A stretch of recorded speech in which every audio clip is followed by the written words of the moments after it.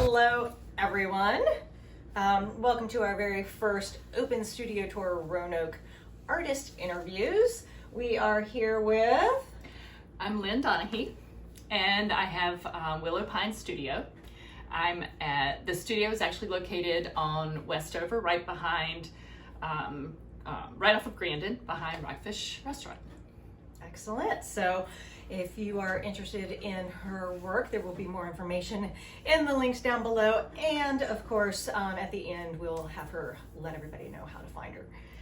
So we're just going to jump right in, and we're going to find out pretty much, you know, where are you from? What is your background? And all the good things with that. Okay. Like from... Wherever you want to start, whatever you want to tell the world.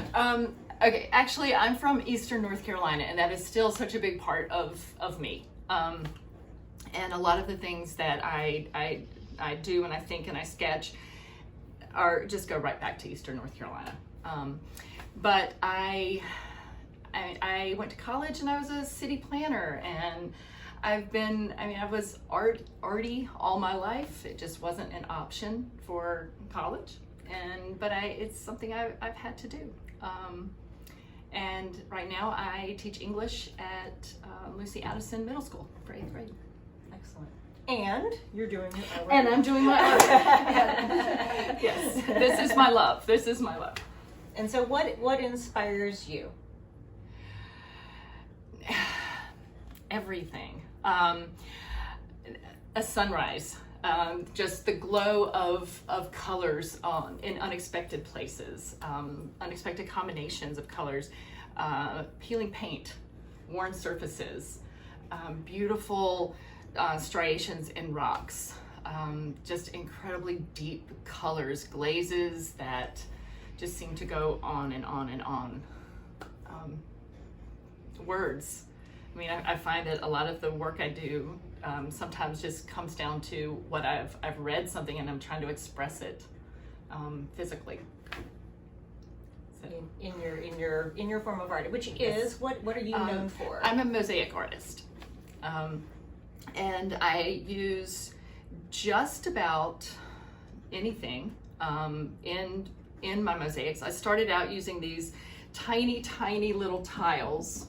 There's tiny little tiles, and they're about 3 millimeters by 3 millimeters big. That would be the tiniest tile that's made in the world. It's made in Morocco. I fell in love with those, and really started with that, and moved on from there into some larger ones. Started adding stone. Started creating my own tiles, and what are they made of? Okay, so these are made out of concrete. This tile factory in Morocco closed down. First they were moving, and then they had a fire, and they've come back into production little by little. And so I knew I wouldn't be able to always get the colors that I wanted. So I started experimenting and finding out where else can I go to get this. I didn't want glass. It doesn't give me the same feel. Right. And so I started experimenting with concrete and tinting the concrete, texturing it, filling it, sanding it, sealing it, and getting these amazing colors and finishes that I couldn't find anywhere else. And so I love using those. I also love using naturals. So how do you cut these? How are you cutting these? Are you keeping them more organic shapes, or are you trying to keep put them in that more refined tile shape per se? Most of these are going to be just completely organic shapes. Like for petals, I might cut, and it might not even look like a petal, but it ends up looking like a petal once it's put in with other pieces. That makes sense. Yeah, right. So you're just going around and you're clipping each of these so that you get the shape that you want, or the shape that it wants to give me. To be, because it's not always going to give me the It's not always going to give me exactly what I want. It's not going to cut straight. I'm not going to get a good straight square edge with any of this. So do you end up like filing some of the edges I do. sometimes to I get do. some, because I'm noticing some of these are pretty clean looking, that Right. sometimes it might be a nice clean cut, Yes. but otherwise Absolutely. okay. And then do you mix them? Do you mix them with some of the more ornate or more refined, I guess is a better way of putting it? How do you describe that? I know, or more regular, Geometric? or more, yeah, exactly. I do for this one in the center. I've mixed in little bits of glass and then little bits of those of the ceramic tile, the Moroccan tiles. Yeah. See there. Nice.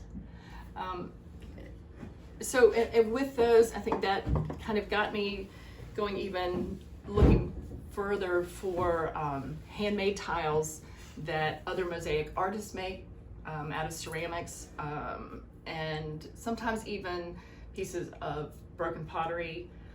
But they all tie back. They all have to have the same feel for me. A couple of those little guys. Yeah. Okay, so this is coal and red dog, which is a waste from a coal mine. The shale and the slate would be thrown out of the coal mine in big waste piles, and they would a lot of times spontaneously catch on fire and burn, and they oxidized into those amazing reds and golds and blacks. Yeah. This is gold smalty, so it's an Italian glass with a 24 karat gold leaf Nice. on it, and that's fun to use.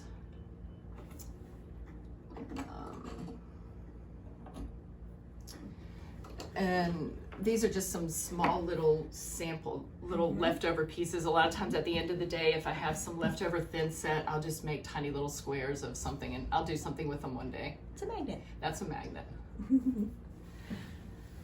Excellent. And then these balls, what are those balls? Okay, so these are all components for for totems, and they'll stack. How cool. And the centers are either styrofoam balls or pieces of the substrate that I like to use, which is.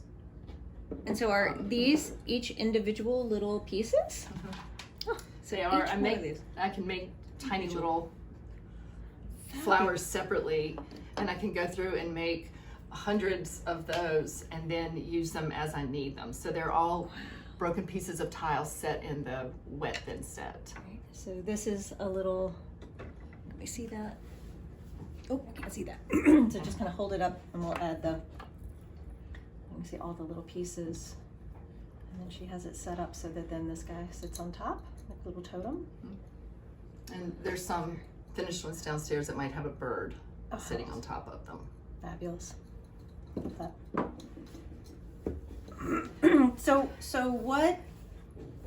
How did you gravitate towards, was there a moment in time? Was there a workshop? What inspired you to take on Mosaic? All of this. There was, and it was, I had done it before when my kids were little, and it was fun. We did it with stone. We would do big flower pots or do things for the school with broken plates and all. But then my husband died about 11 years ago, and I actually fell in love with a belt buckle that I saw, and it was just pieces of small pieces of turquoise. I thought, oh, I could make that. And I did, and I loved it. And then I thought, wait a second, this is cool. And I looked, and that's when I found these Moroccan tiles. And so I ordered a bunch of those and started playing with them and realized I like this because there was nothing else in my life I could control. And I could control these tiny little tiles, making them perfect. And so I started making belt buckles, and that one's unfinished, actually, doesn't have a background yet. But I started making these belt buckles with these 3mm tiles because I could say, no, it's not straight enough, and I needed that control. Let me see. Yeah. The one on the back one and the one in front of it. That one? Yeah. Keep going. And so, like I said, it was those Moroccan tiles that I fell in love with, the glazes, and I all of a sudden though, after maybe a few years, I said, I can't do the control anymore, I need freedom. And so I just started expanding. I tried to do bigger, like the one you just held up that was broken. I started trying to lift them up and manipulate the tiles and not just use them flat with grout. And I started playing, trying to figure out all the different things I could do with them. And then I started adding stone. I had the front walk at the house was being done, and the stone workers were leaving like all the pieces there for me, and I started playing with them. The piece like that right there, so these that you're holding up, those are little 2-inch squares that I love. If I've got an idea in my head, I don't have to commit to a great big piece. I take all of these little 2-inch squares and try out the idea on it and see if it actually works. That came from a drive through Shawsville and Elliston and all the big barns along the side of the road with the peeling paint and all the worn surfaces. And I wanted to figure out how I could show layers, like a layer lifting up to have something underneath it, like that.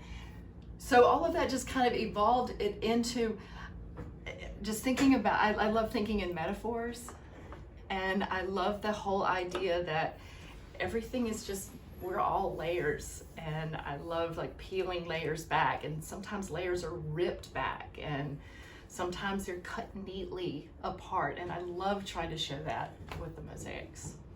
So how, this is like one of those questions that everybody loves. How long does it take?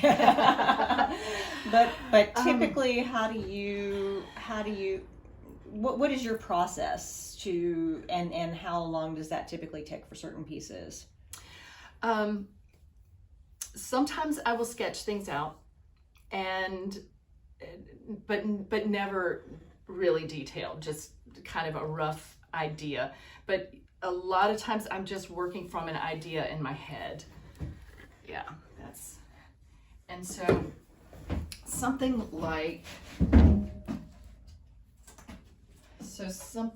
this is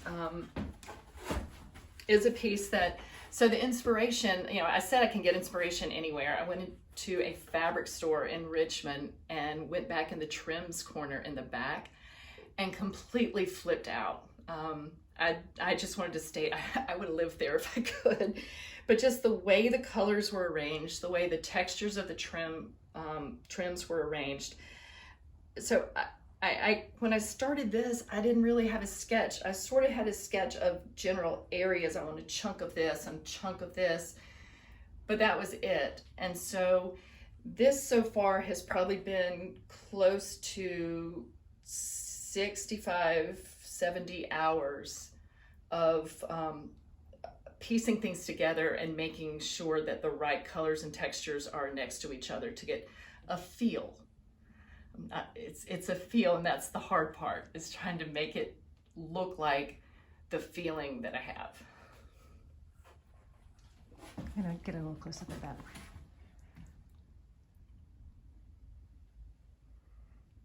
See all the varying degrees of different tiles, different sizes, different shapes, different colors.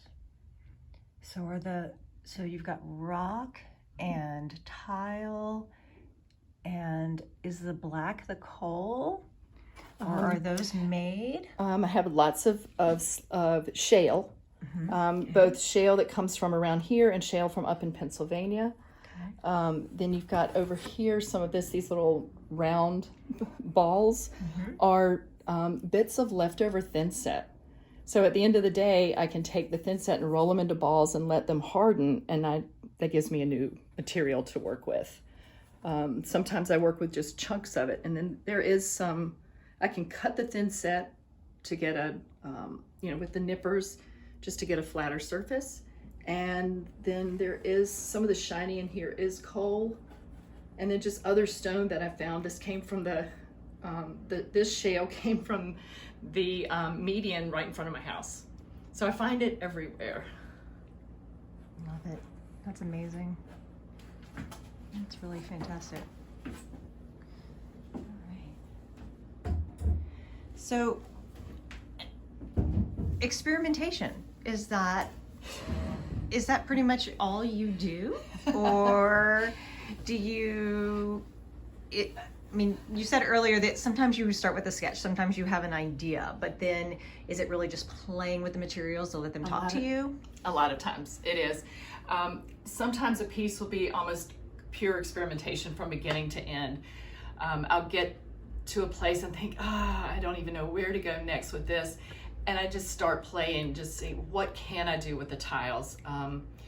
There's a piece downstairs that we'll see in a bit that has, I used all of the backs of the tiles because I just like the way the glaze dripped over the back of the tile rather than having a beautiful, finished front.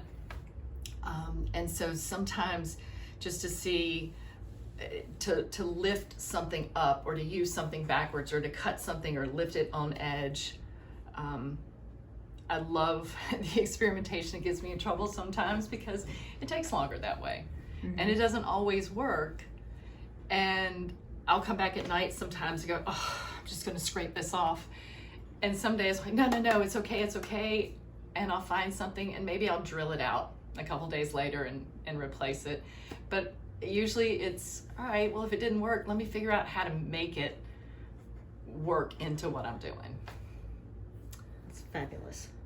So show me a couple of the things that are in your studio here. Oh, and show me this piece. So this, speaking of experimentation. Yeah, this is a great one. I love automata, like a crank toy, basically. And so this, I wanted to do, now this is a bad one, and this is why the experimentation is, I can't say it's bad, it's just, I have to fix it. It has not been perfected yet. Right, because it should, like this is my cardboard mock-up of it, it should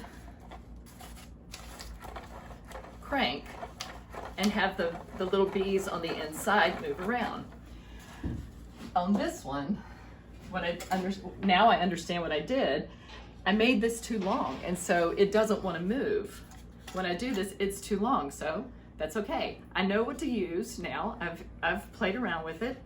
I'll cut these off and use this for another one, but then I'll build another box. And the idea is to have the mosaic front, and this one would have the bees that would fly around in the box when you crank it. And so when it's hanging on the wall, the art becomes interactive and you get to play with it, and it's not just something to hang. So I would say that those are probably some of your little details that set you apart from typical mosaic artists. What are some of the things that might set your work apart from others? I still like symmetry. I like freedom. I like to be able to let things go, but I still like symmetry, and I still like color is important, and it's got to be the right color, and I don't care how tiny the tile is. If it's not right, it shows up. And so I just put a whole lot of attention into making sure that each piece can carry on a conversation with the piece next to it. And that's how I feel about all of this. That's where the metaphors come in.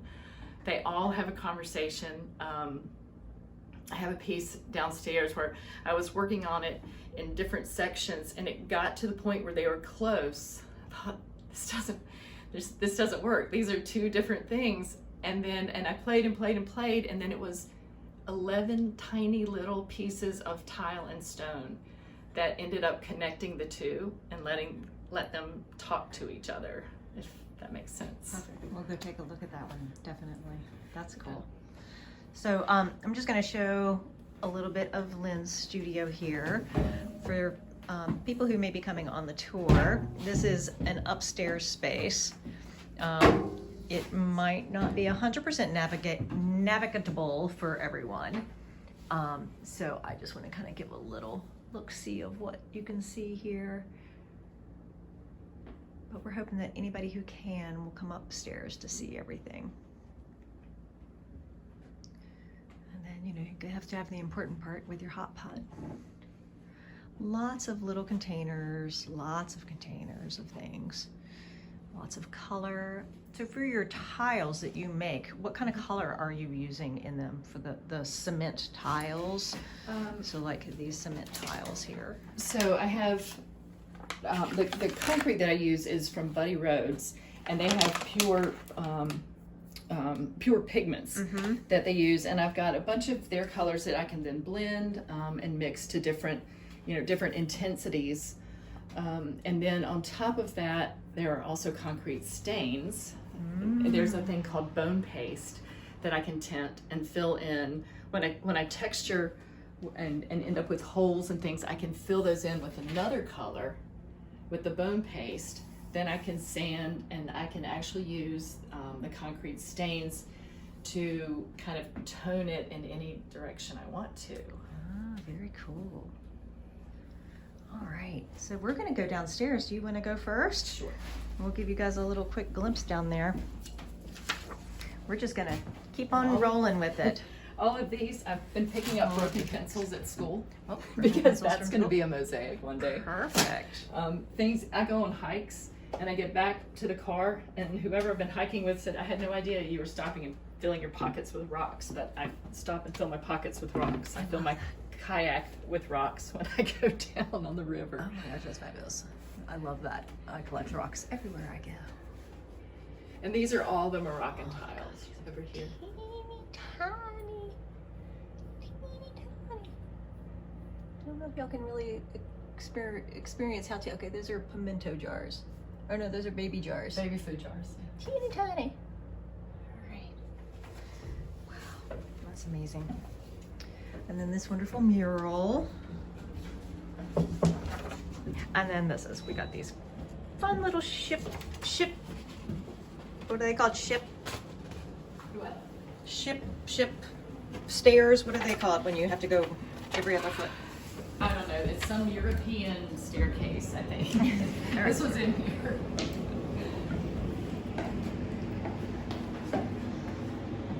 All right. Okay, so we can see here a lot of variation of things. All right. So what do you want to talk about here? We were talking about the little pieces that go into totems. So those are some of the totems here. And the rocks are all handmade. Awesome. They have foam cores, and they're covered in a fiberglass mesh, and then covered in thin set, and then covered in concrete. They're so fun. And the belt buckles. And then the belt buckles, that's what I started with. And you still do them? I still do, not as much though. They've turned more into using pieces of stone, and I started doing more bench cleaners, was what I called them. It's like, well, whatever the leftover fragments on the bench are, I can, if there's enough, I can stick them in a belt buckle. So you can have a piece of artwork for your wall and then have a matching set belt buckle that you can take with you. Absolutely. These are great. Now, do you do custom pieces? Have you been known to do any custom work for people? I have. And what does that entail? Is that's more probably the hanging art pieces? It's been a little of both. Some of the pendants I've done custom, some of the belt buckles I have. The little crosses have been custom in all different sizes. Those are the tiny little 3 and 4 inch ones, but I've done them up to about 14 inches for wedding gifts and retirement gifts, for church music directors and things like that.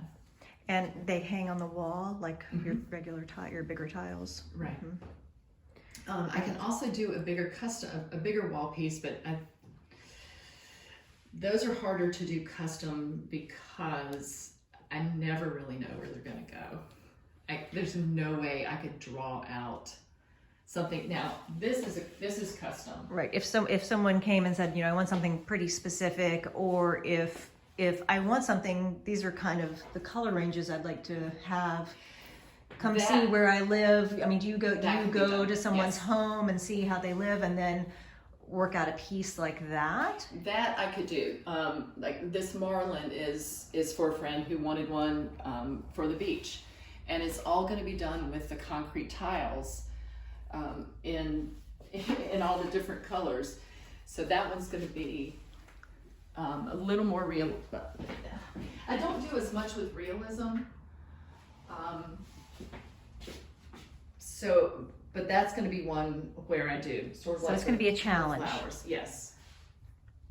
And you're going to try to keep his coloring pretty, spot on, and then everything else just kind of falls into place where it falls into place.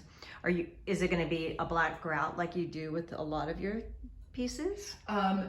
Black or blue, possibly. Mm-hmm. Yeah, that one's going to be up to them once we get the rest of it done. Mm-hmm. And actually the thin set for the piece itself is probably going to be several different colors. Because like on the belly, I'm not going to want a darker, thin set. right. Mm-hmm. Interesting. That's really cool. That is very, very cool. Oh, there's a fun pendant.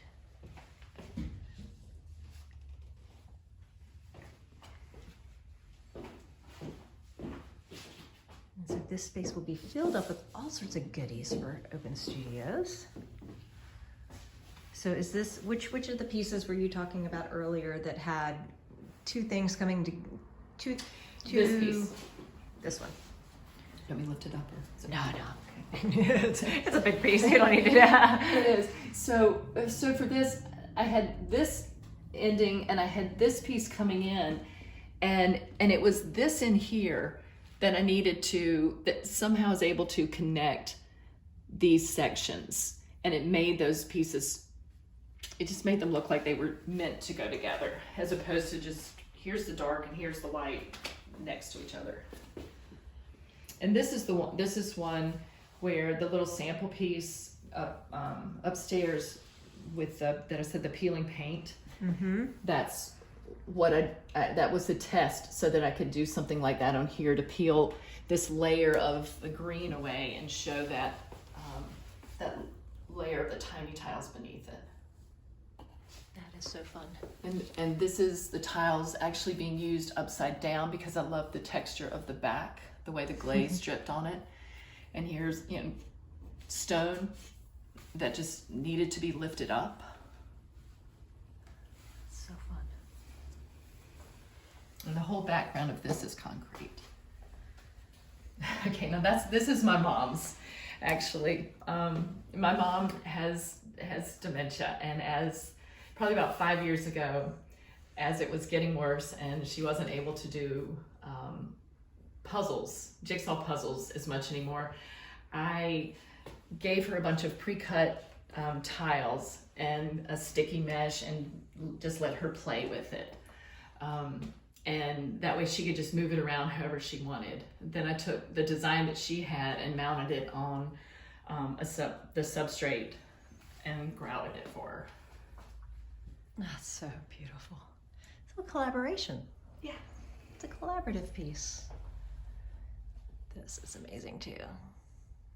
So this is the concrete that I made those pieces first, and tinted them, stained them, filled them, sanded, sealed, and that's usually just a recursive process, I guess. And then filled those with the Moroccan tile and a little bit of stone.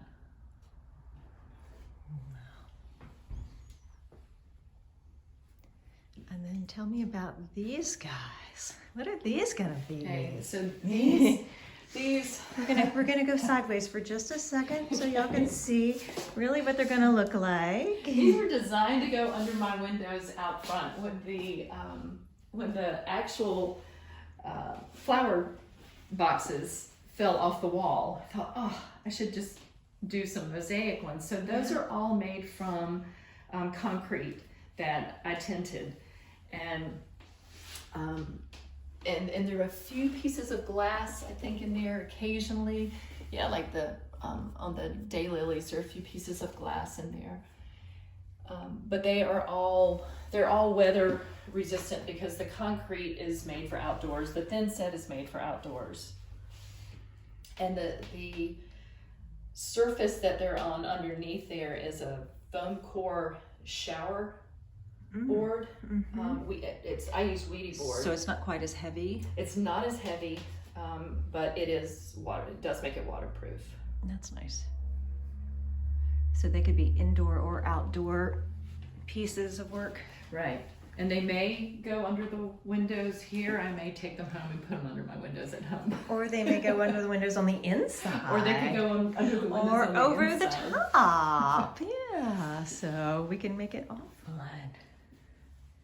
Excellent. All right. So where?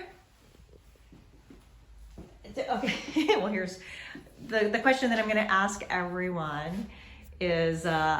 Okay, I'm gonna switch places with you so that you're not in the shadows of it all. What makes you laugh? I will find two pieces when I'm working on a piece. I'll find two random pieces of stone that fit together and they sigh, and it makes me giggle. It might sound kind of silly. But it just makes me giggle. Otherwise, just when I see joy anywhere, it makes me laugh. Makes me happy. I also have been known to have middle school child humor, and I like to laugh at dumb things too. Makes you a good teacher for middle school. Yeah. You laugh at their silly jokes. Yeah, I like it when it's on my end, and I don't want to hear that again. That's great. So is there anything else that you would like to tell the world that we have not asked you yet? I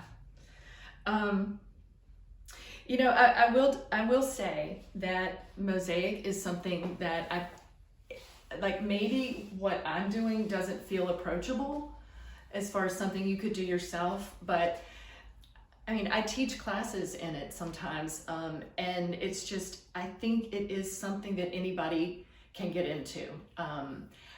It helped me through a time that I really needed it, and I think it is something that is, it's easy to get your hands in the mud and play, and it's easy to take pieces of things and put them back together and make them whole.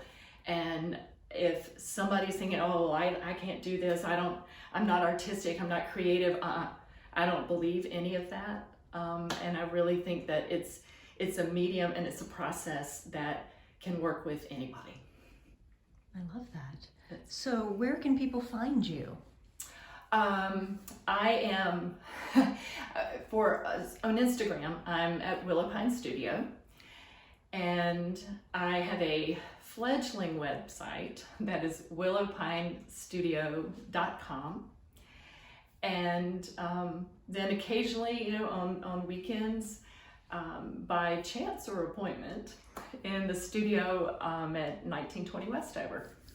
Excellent. And April 29th and 30th? April 29th and 30th on Open Studios, and I will have Susan Egbert in here with me, and she and I will be sharing this space down here.